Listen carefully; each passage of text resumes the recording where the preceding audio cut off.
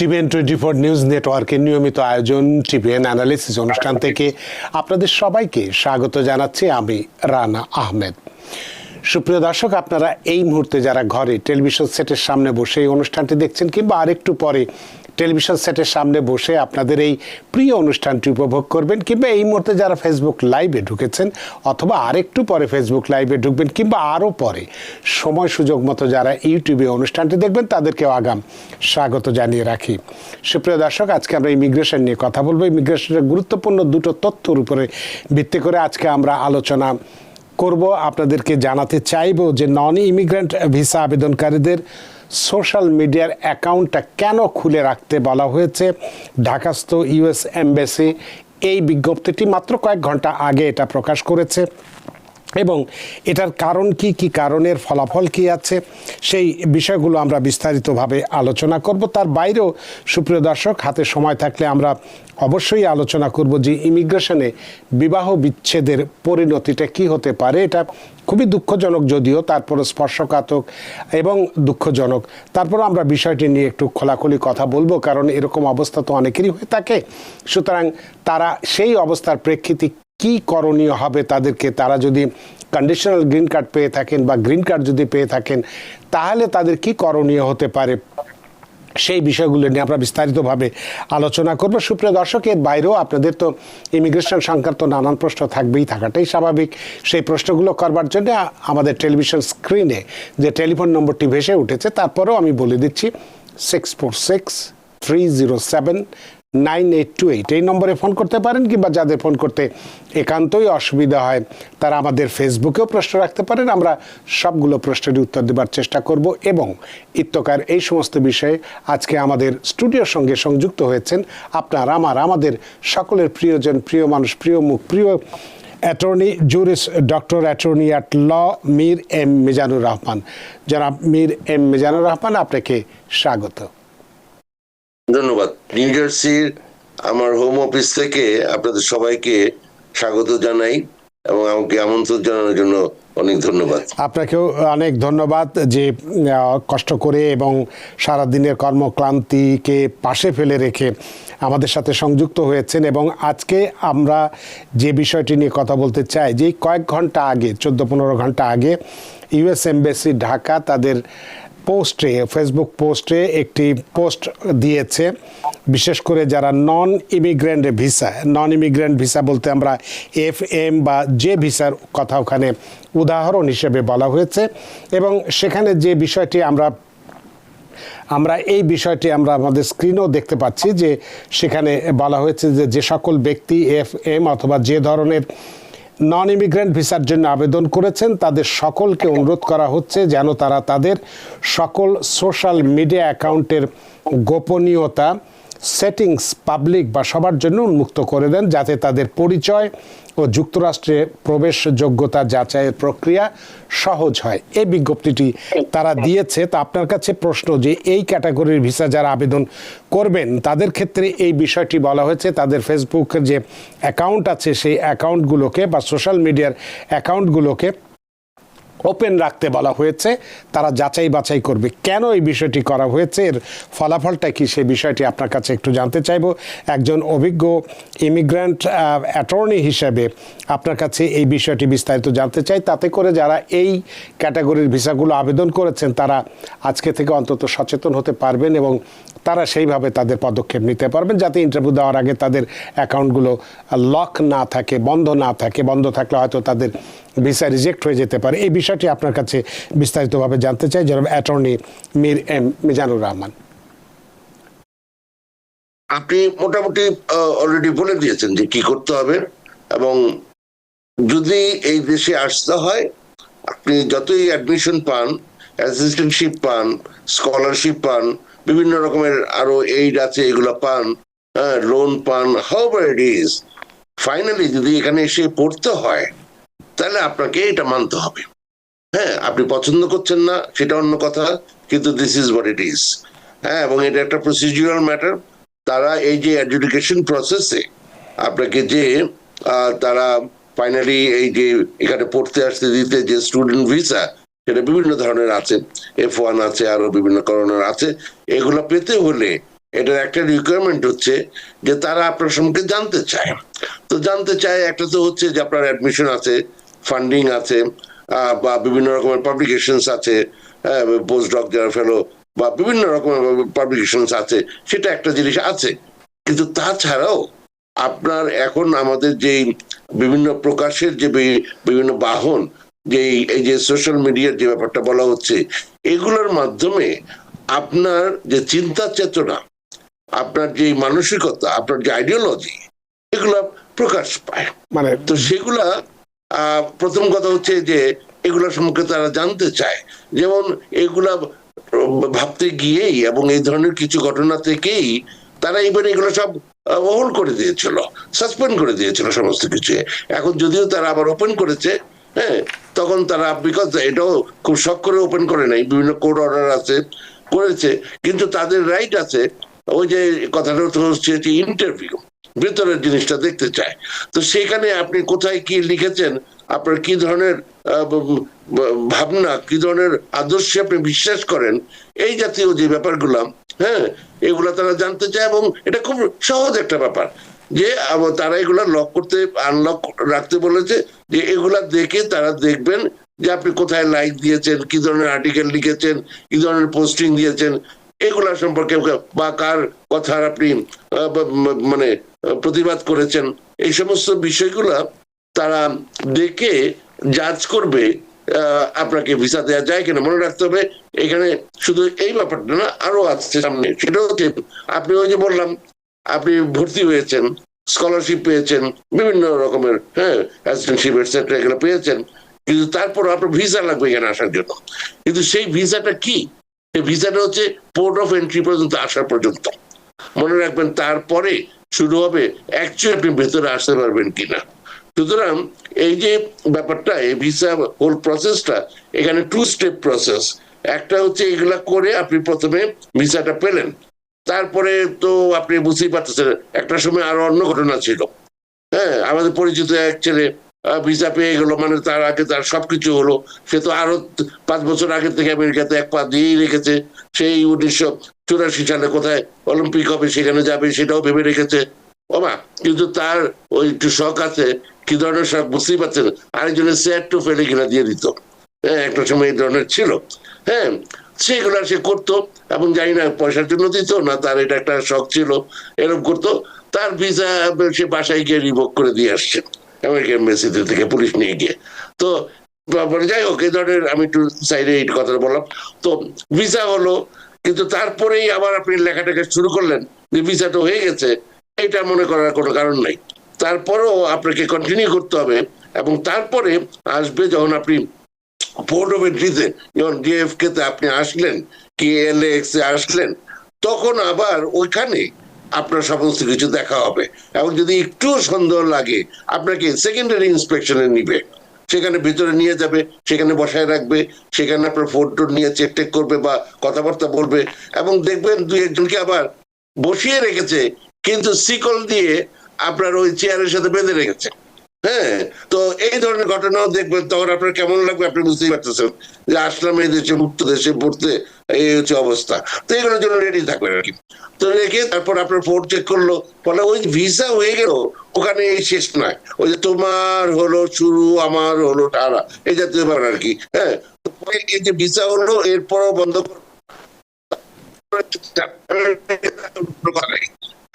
আপনি আগে বলছেন, এখন আপনি চান না যে আমরা এই ক্ষমতা, মানে এটা একটা দেশ, আমি লাইক করি বা ওরে বাইরে সেটা কিছু না।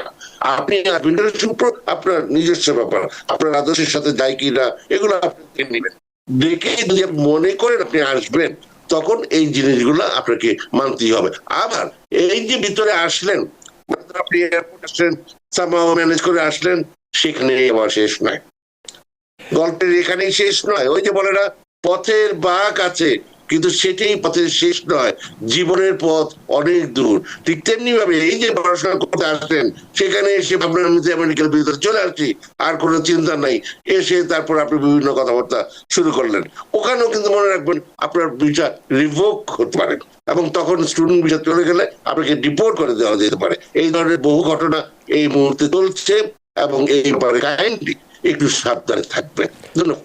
তার মানে হচ্ছে যে আপনি যে আলোচনাটি করলে এটা যদি আমরা সংক্ষেপ করি তাহলে এই যে নন ইমিগ্রেন্ট ক্যাটাগরি যে ভিসাগুলো আছে M F M F M যে এটা এক্ষেত্রে আবেদনকারীদের সিকিউরিটি এবং ব্যাকগ্রাউন্ডটা খুব ভালোভাবে চেক করা, এটা একটা লক্ষ্য এবং উদ্দেশ্য।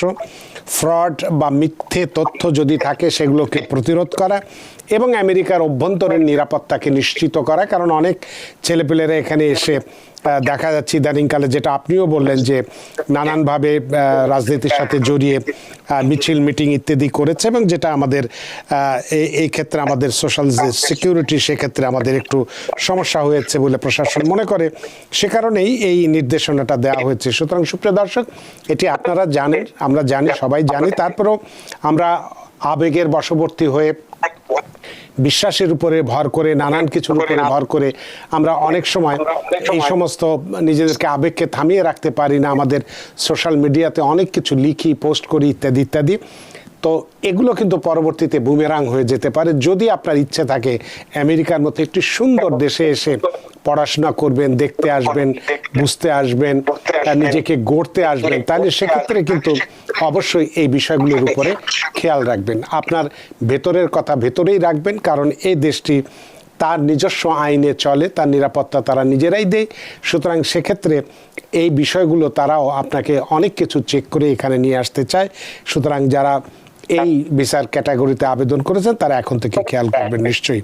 আপনাকে বিস্তারিতভাবে আলোচনা করার জন্য আপনার অসংখ্য ধন্যবাদ অ্যাটর্নি মিজানুর রহমান। আমরা একটু আমাদের দ্বিতীয় আলোচনায় যেতে চাই।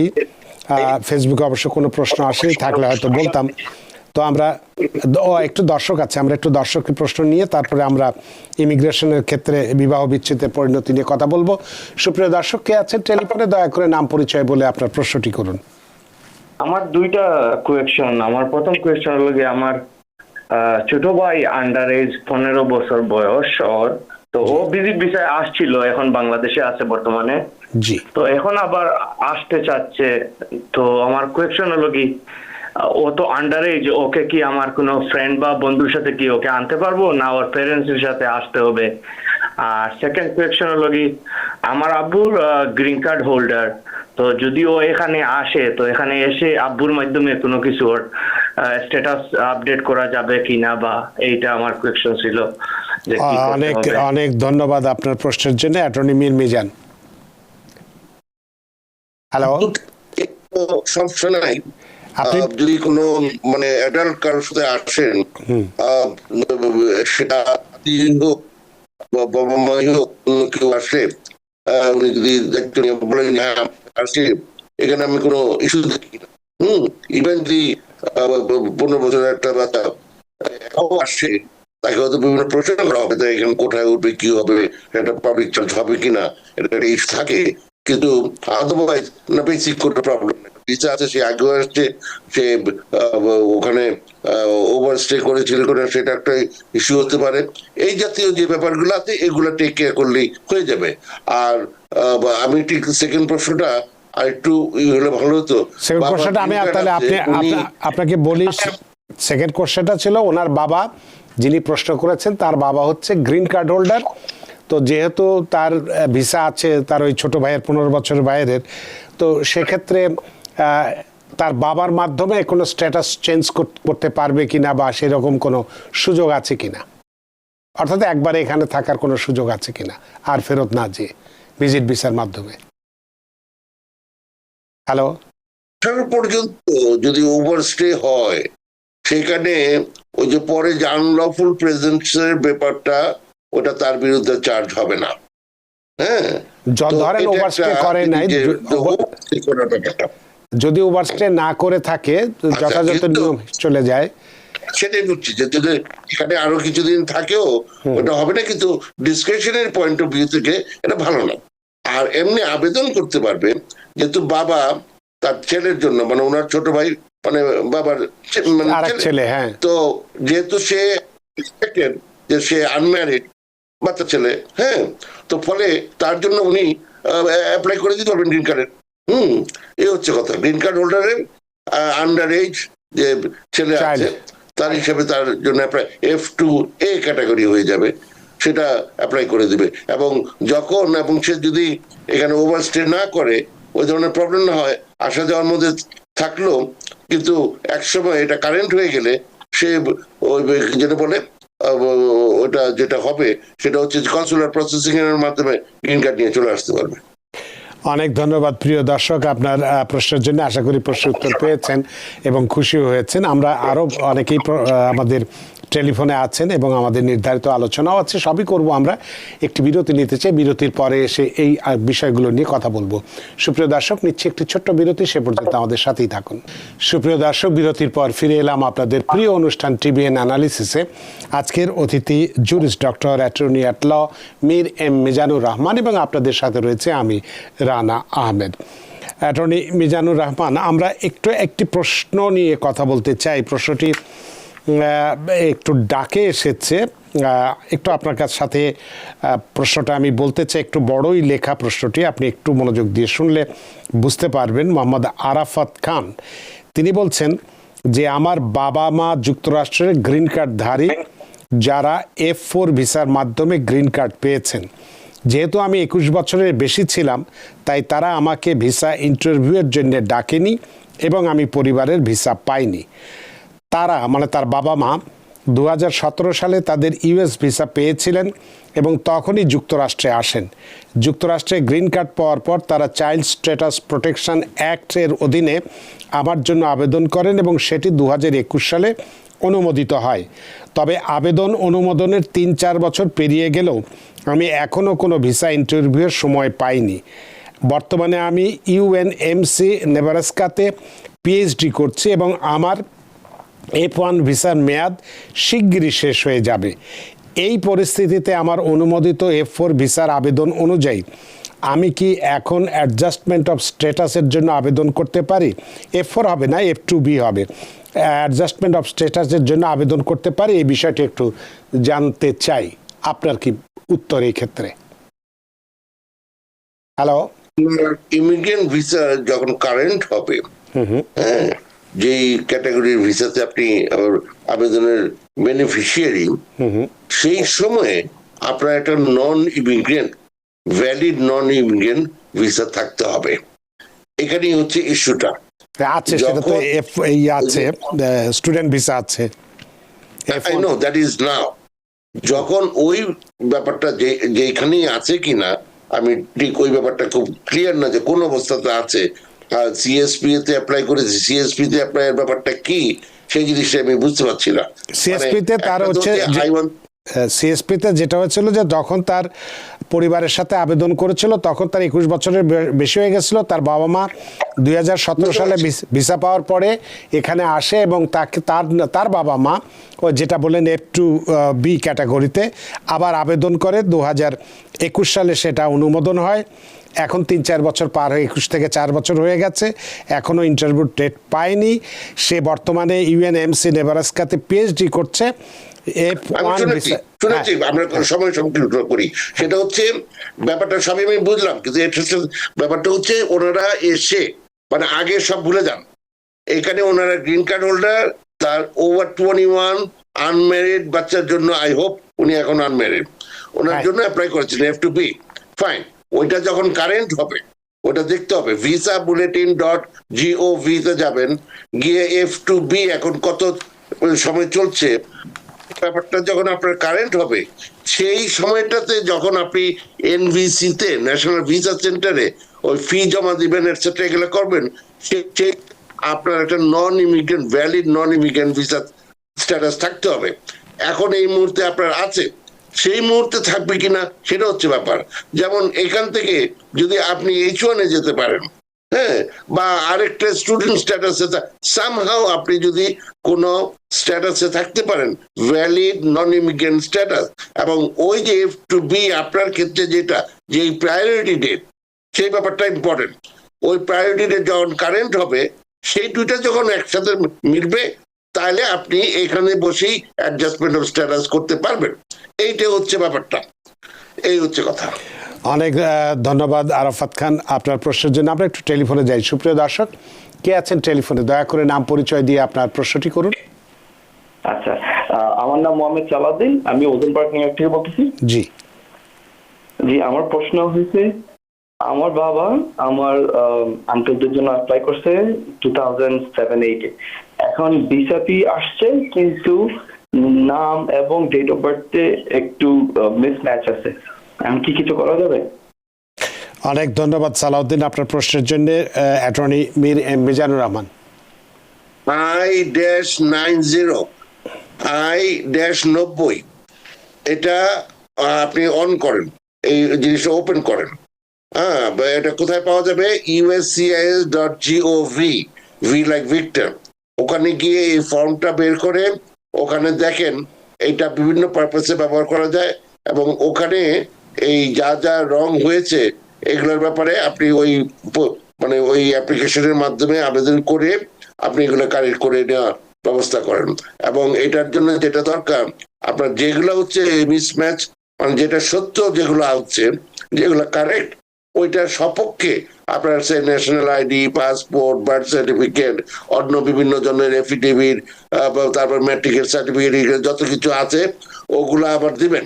ওগুলা ওদের কাছে যতই থাকুক বলে যান, আবার নতুন করে দিয়ে তারপর একটা এফিডেভিট করেন যে এই হচ্ছে আমি গ্রিন কার্ড পেয়েছি এবং এই হচ্ছে এগুলো পেয়েছি, এটা ভুল, এটা সত্য, এবং এই সপক্ষে এক্সিবিট অমুক, এক্সিবিট 2, এইভাবে করে সুন্দর করে তাদের কাছে প্রেস করেন। ধন্যবাদ। অনেক ধন্যবাদ জনাব সালাউদ্দিন আপনার প্রশ্নের জন্য। আশা করি প্রশ্নের উত্তর পেয়েছেন। সুপ্রিয় দর্শক, কে আছেন টেলিফোনে? দয়া করে নাম পরিচয় দিয়ে আপনার প্রশ্নটি করুন। আসসালামু আলাইকুম। ওয়ালাইকুম আসসালাম। আমার নাম মোহাম্মদ আব্দুল হালিম, আমি এলমন্ড লং আইল্যান্ড থেকে বলতেছি।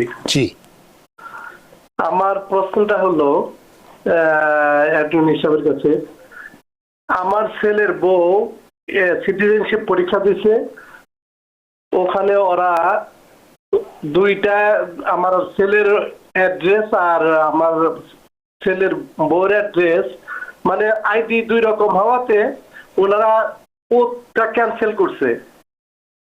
এখন আমরা কি করতে পারি? 6 মাস হয়ে গেছে অলরেডি। অনেক ধন্যবাদ আব্দুল হালিম আপনার প্রশ্নের জন্য। অ্যাটর্নি মিজান। কি ওটা হওয়ার কারণ ওরা কি করেছে? যেটা হলো যে ওদের আইডিতে অ্যাড্রেসটা দুইজনের হাজব্যান্ড ওয়াইফের অ্যাড্রেস দুই রকম। কি করলো ওরা?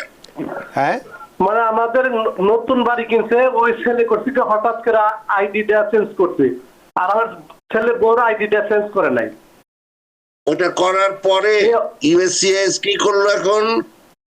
ওটা ক্যান্সেল করছে, ওটা হয়নি, মানে পরীক্ষা ক্যান্সেল করছে, বলছে যে ওয়েট করার জন্য। আচ্ছা, এখন যেটা করতে হবে যে ওই যে তারা যে আসলে এক অ্যাড্রেসে থাকে, ওইটার ব্যাপারে এফিডেভিট বা বিভিন্ন ভাবে যে এগুলা দেওয়া যায়, তাদের যে ওইখানে মেইল আসে বা বিভিন্ন ভাবে তারা যে একই বাসায় থাকে, ওটা দিয়ে আর এর মধ্যে ডিএমবি তে গিয়ে ওই অ্যাড্রেস গুলা চেঞ্জ করে তারপর তাদের কাছে এগুলা দেন। শুধু মানে যতই ওরা বলুক ওয়েট করেন, আপনার নিজের থেকে কিছু একটা করেন, এগুলা করে তাদেরকে দেন, দিয়ে বলেন যে এবার আমার মানে ওর তো পরের কথা, ওইখানে নিশ্চয়ই ওই ফাইনাল ডিসিশন দেন নাই, ওই ডিসিশনটা আগে হোক, তারপর ওদের ডেট আসবে। আপনারা ওই এলিয়েন নাম্বার, তারপরে ওই যেই কাগজটা ধরিয়ে দিয়েছে যে পরে জানানো হবে ইত্যাদি, ওই পেপারটা উপরে দিয়ে তারপর ওনারা যে একসাথে একই অ্যাড্রেসে থাকেন ওগুলার যত প্রমাণ আছে দিয়ে, এবং এর মধ্যে যেই ওই যে আইডিটা বদলানো হয় না ওইটা বদলিয়ে দিয়ে, তারপরে সবকিছু একসাথে দিয়ে আপনার এগুলো ওই যেই জায়গায় ইন্টারভিউ হয়েছে ওখানে পাঠান, তাহলে ওরা তখন একটা ফাইনাল ডিসিশন করবে। তারপর ওদের প্রশ্ন আসতেছে, আপনারা বসে দেখেন না প্লিজ। ধন্যবাদ। অনেক ধন্যবাদ প্রিয় দর্শক আব্দুল হালিম আপনার প্রশ্নের জন্য। আশা করি প্রশ্নের উত্তর পেয়েছেন। সুপ্রিয় দর্শক, কে আছেন টেলিফোনে? দয়া করে নাম পরিচয় দিয়ে আপনার প্রশ্নটি করুন। আমরা একটু তাই ফেসবুক থেকে একটি প্রশ্ন নেই। অনি চাঁদনি, তিনি বলছেন, I M a US citizen, I apply for my husband on June 2024. May I know please how long it will be take to approve my case, and my parents have SNAP. They don't have any income, therefore I show up my income. So I wanted to know, is it public charge or not? If so, it will be any problem to my I-130 application, please let me know kindly.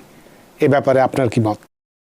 জি, আচ্ছা, প্রথমে আপনি যে পিটিশনটা করেছেন, application না, হ্যাঁ। সেটা USCIS এর কাছে করেছেন, সেটা আগে অনেক কম লাগলেও এখন আরো বেশি সময় লাগছে।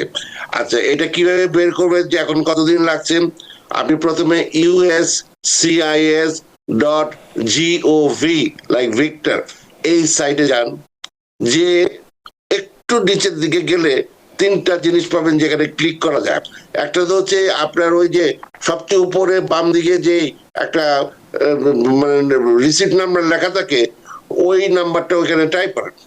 ওই মানে টাইপ করলে আপনার ওই স্ট্যাটাসটা জানা যাবে, যেটা নর্মালি পেন্ডিং আছে, এই জাতীয় ব্যাপার সবার কথা লেখা থাকবে, ওটা না।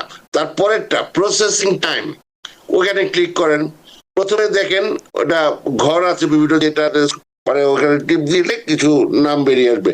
একটা হচ্ছে I-130 ইমিগ্রেন্ট পিটিশন। আচ্ছা, তারপর ওটার আবার মানে সাবডিভিশন আছে। কি ব্যাপার? যে সিটিজেন তার বাবা মার জন্য বা স্পাউসের জন্য বা বাচ্চাদের জন্য করেছে, যেটা আপনার ক্ষেত্রে খাটে, ওখানে ক্লিক করেন। তারপরে ওই যে রিসিপ্ট নোটিশটা, ওইটা সবচেয়ে নিচে বাম দিকে একটা অ্যাড্রেস আছে যেখানে এটা পেন্ডিং আছে, যেখান থেকে রিসিপ্ট নোটিশটা এসেছে, সেই অ্যাড্রেসে যেই সার্ভিস সেন্টার হোক, যেই শহরের যেইটা আছে, সেখানে ক্লিক করেন। করলে তখন আপনি দেখবেন এই মুহূর্তে এই জাতীয় কেসে কতদিন লাগছে। এখন ওই যে বললেন আপনি 24 সালের কবে অ্যাপ্লাই করেছেন, ওইটা কতদিন হয়েছে আর কতদিন লাগছে, ওটার ভিত্তিতে আপনি ইনকোয়ারি করতে পারেন। এটা অনলাইনেই করতে পারেন। হ্যাঁ, এগুলো একটা কথা।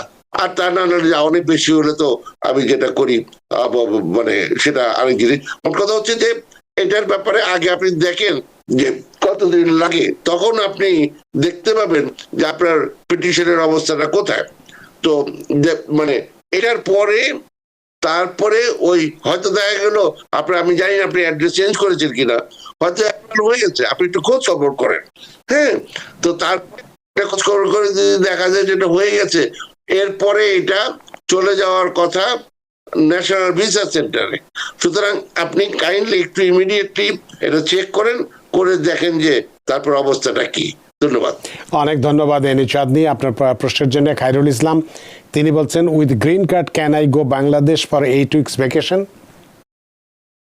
এখনকার পরিস্থিতি যেহেতু একটু খারাপ, সেই ভয়ে ভয়ে বোধহয় কিছু নাই, আপনি 2 মাসের জন্য যেতে পারবেন, বেড়াইতে যাচ্ছেন। এখন ওই যে 6 মাসের একদিন আগে যে ঢুকবেন, এগুলো বেড়াইতে বলে না, এগুলো বোঝাই যায়, এগুলা বন্ধ করেন। কিন্তু 2 মাসের জন্য বেড়াতে যাবেন, খুবই ভালো খবর, ঘুরে আসেন, ভালো লাগবে। মানে কোনো সমস্যা নেই। মশিউর রহমান আমি চৌধুরী, তো ক্লিয়ারলি প্রথমে বলছি কোনো সমস্যা নেই। হ্যাঁ, মশিউর রহমান চৌধুরী তিনি বলছেন, মাই মম N400 denied, what should I do now? তার মানে সিটিজেনশিপ পরীক্ষা একটা সময় দেওয়া আছে, এর মধ্যে আপনি এটা সাম সর্ট অফ আপিল করতে পারেন। হ্যাঁ, হিয়ারিং এর জন্য N336 এটা করতে পারেন। হ্যাঁ, ওটা তারপরে ওটাও যদি না হয়, তারপর ডিস্ট্রিক্ট কোর্টে যেতে পারেন। এই ধরনের বিভিন্ন ব্যাপার আছে। তো ওই নোটিশেই এগুলা লিখে দেওয়া আছে। হ্যাঁ, আপনি কিছু একটা করেন না, কিন্তু সাধারণত আর তো যদি একবার নতুন করে আবার করতে চান, সেটাও করতে পারেন। যদি এই ধরনের কোনো সিচুয়েশন অনেক সময় থাকে যখন আমি এটার আপিল করতে চাই না, মানে মানে শুধু শুধু পয়সা নেওয়া কোনো মানে হয় না, যে এর থেকে এই অনুযায়ী আপনি আবার নতুন করে করেন বা এতদিন পরে করেন। কিন্তু যদি আপনি মনে করেন যে এটা মানে অন্যায্যভাবে করা হয়েছে, definitely you should file for N336। কিন্তু সাধারণত N400 যদি কেউ ফেল করে, পরবর্তীতে তো 1-2 মাসের মধ্যে তো আবার একটা ডেট দেয়, তাই না? সেটা তো হচ্ছে উনি বলেন নাই, উনি বলছেন ডিনাইড বলছেন, তার মানে আমরা ধরে নিচ্ছি ফেল করেছে, সেটার কথা বলেছেন আর কি। আচ্ছা, ওইটা ওরাই বলবে। যদি আরেকটা সুযোগ দেওয়ার এখানে কোনো ইস্যু থাকে, তাহলে তারাই হয়তো দিয়েছে, কিন্তু দেওয়ার ফাইনালি নিশ্চয়ই ডিনাইটা করে, প্রথমবার এটা ডিনাই করে না। হ্যাঁ, যদি এরকম একটা ব্যাপার থাকে, আরেকটা ডেট দিল, কিন্তু কথাটা হচ্ছে ডিনাই করেছে মানে তাদের দিক থেকে এই ফাইনাল ডিসিশন, তখন কি করা যাবে? অনেক ধন্যবাদ মশিউর রহমান চৌধুরী, আশা করি প্রশ্ন উত্তর পেয়েছেন। আমরা একটু ফোনে যাই। সুপ্রিয় দর্শক কে আছেন টেলিফোনে, দয়া করে নাম পরিচয় দিয়ে আপনার প্রশ্নটি করুন। জি, আসসালামু আলাইকুম। ওয়ালাইকুম আসসালাম। আমার নাম মাহমুদ হাসান। জি আমি এখানকার সিটিজেন। জি তো আমি আমার মায়ের জন্য অ্যাপ্লাই করেছি, জি কিন্তু কথা হচ্ছে আমি 25 বছর আগে আমি কনভার্টেড হয়েছিলাম, আচ্ছা মুসলিম হয়েছিলাম। তো সেটা আমি এখানে উল্লেখ করি নাই। এইটা কি আমার মায়ের ভিসার জন্য কোনো সমস্যা হবে কিনা? মা তো মানে কোনো ধর্ম পরিবর্তন করেন নাই, মানে আগের ধর্মেই রয়ে গেছে। এটাই শুধু জানতে চাচ্ছিলাম অ্যাডভোকেট সাহেবের কাছে, এটাই কোনো সমস্যা হবে কিনা বা কি করণীয় আপনার। অনেক ধন্যবাদ মাহমুদ হাসান। অ্যাটর্নি মীর মিজানুর রহমান। হবে না, জি কোনো সমস্যা হবে না, ক্লিয়ার কথা। আচ্ছা, মানে এখন যে অবস্থায় আছে তাতে তার কোনো সমস্যা নেই, তাই তো? জি, মাহমুদুল হাসান, আশা করি আপনার প্রশ্ন উত্তর পেয়েছেন। কোনো সমস্যা নেই আপনার এক্ষেত্রে, এবং কোনো কিছু করণীয় নেই আপনার। অনেক ধন্যবাদ আপনার প্রশ্নের জন্য। সুপ্রিয় দর্শক কে আছেন টেলিফোনে, দয়া করে নাম পরিচয় দিয়ে আপনার প্রশ্নটি করুন। ভাই আমার নাম আলম, আমি মিশিগান থেকে বলছি ভাই। আমি ইউএস সিটিজেন। জি আমার ওয়াইফের জন্য আমি মার্চ 2024 অ্যাপ্লাই করছি। আজ 15 মাস হয়ে গেছে, এখনো অ্যাপ্রুভেল পাই নাই ভাই। আমি কি কোনো কিছু করতে পারি? প্লিজ একটু বলবেন আমারে। অনেক ধন্যবাদ আলম আপনার প্রশ্নের জন্য। অ্যাটর্নি মীর মিজানুর রহমান। অ্যাপ্লাই করেছেন 2024 মার্চে তার জন্য অ্যাপ্লাই করেছেন, ওয়াইফের জন্য। ওয়াইফের জন্য। উনি হ্যাঁ। ইউএস সিটিজেন, উনি আবারও ওয়াইফের একই জন্য। কথা, হ্যাঁ জি আপনি ওই কি যেন বলে ওই মাঝে মাঝেই এটা চেক করবেন। এই যে অ্যাপ্রুভ হয় না 15 মাসে, আমি অবাক হচ্ছি না।